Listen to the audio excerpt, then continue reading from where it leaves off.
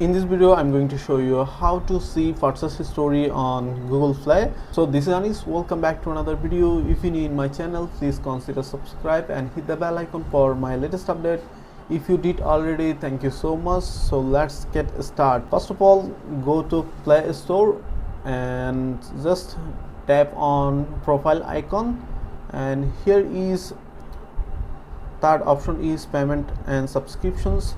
Then tap on, and here is third number option is budget and history.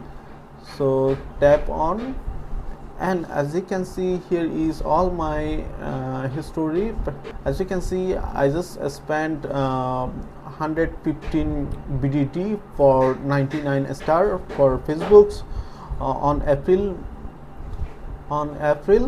But here's the May. On May I spent nothing, so here's only showing 0. So here is all my history, how much I spent for apps.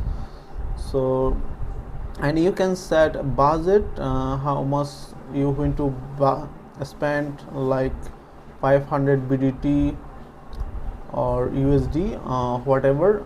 So yeah, in this way you can see your purchase history on Play Store.